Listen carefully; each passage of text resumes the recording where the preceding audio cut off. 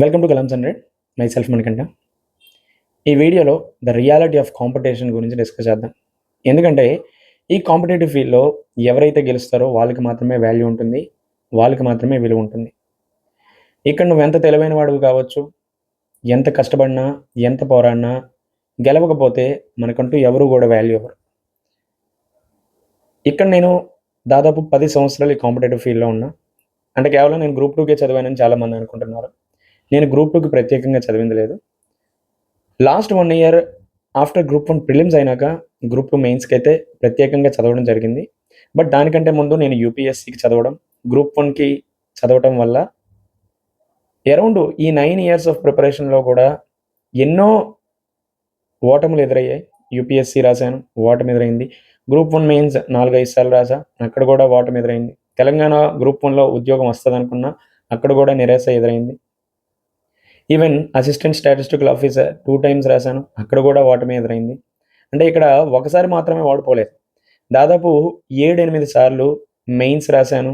మంచిగా ఉద్యోగం వస్తది అనుకున్న 3 సార్లు కూడా ఉద్యోగం రాకపోయేసరికి మనం ఎంత తెలివైన వాడమైనా, మనం ఎంత స్కిల్ ఉన్నా ఇక్కడ విజయం సాధించకపోతే మనకు విలువ లేకుండా చూస్తారు.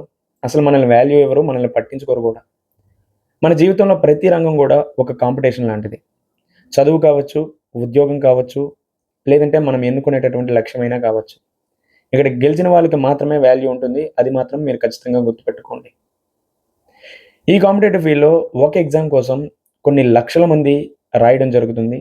అల్టిమేట్‌గా ఎవరైతే విజయం సాధించారో వాళ్ళ కోసం మాత్రమే న్యూస్ పేపర్‌లో ఆర్టికల్స్ వస్తాయి.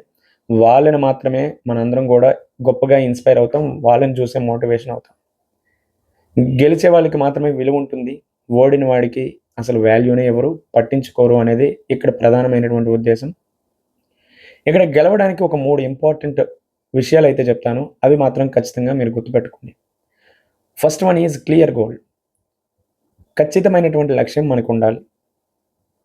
గమ్యం లేని ప్రయాణం దారి తప్పిన పడవ లాంటిది. అందుకనే మనం దేనికి ప్రిపేర్ అవుతున్నామో నిరంతరం కూడా మన బుర్రలో ఉండాల్సిన అవసరం ఉంది. చాలామంది అశోక్ నగర్‌లో ఏదో ప్రిపేర్ అవుదాం, ఏదో సాధిద్దామనే వస్తారు. కానీ వన్స్ అక్కడికొచ్చినాక వాళ్ళు ఏం సాధించాలి అనుకుంటారో అవన్నీ మర్చిపోయి పక్కదారి పడతారు.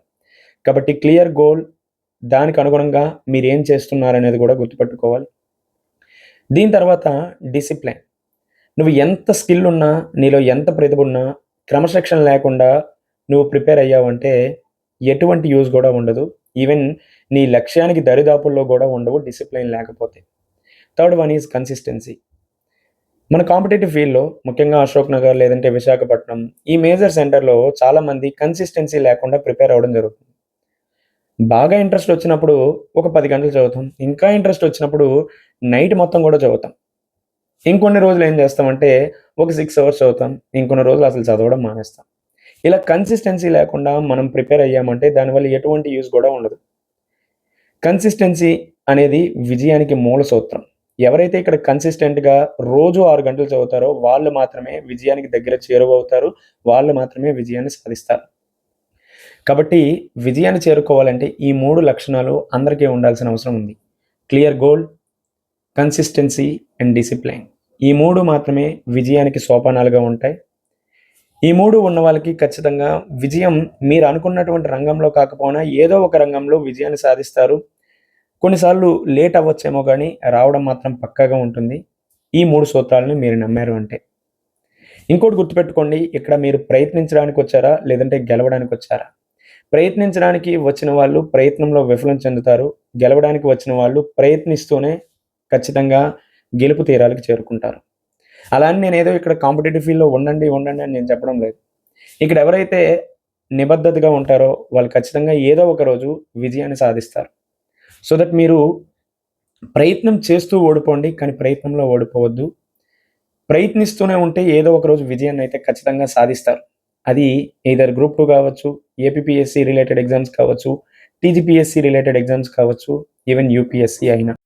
ఇంకొక ప్రధానమైనటువంటి అంశం ఏంటంటే winners never quit, quitter never wins. మీ లక్ష్యం ఎంత గొప్పదైతాదో మీ కష్టం కూడా అంతే గొప్పదిగా ఉండాలి. లక్ష్యం పెద్దదిగా నిర్దేశించుకొని దానికి అనుగుణంగా సరిగ్గా కష్టపడకపోతే దానివల్ల ఎటువంటి యూజ్ కూడా ఉండదు. Small aim is biggest crime. Biggest aim ఉంటూనే దానికి అనుగుణంగా మీరు అదే విధంగా చదవాలి, అదే విధంగా కష్టపడాలి. అలా చేస్తేనే మీరు ఎప్పటికైనా విజయం సాధిస్తారు. పోటీ ఉన్న చోటే అవకాశం ఉంటుంది. ఆ అవకాశాన్ని పట్టుకొని గెలిచిన వారే చరిత్రను సృష్టిస్తారు. ఇది గుర్తుపెట్టుకొని మీరు మీ ప్రిపరేషన్ ముందుకు తీసుకెళ్ళండి. మీకు ఏదైనా ప్రిపరేషన్ రిలేటెడ్ డౌట్స్ ఉన్నా కిందన కామెంట్ సెక్షన్‌లో తెలియజేయండి. Thank you.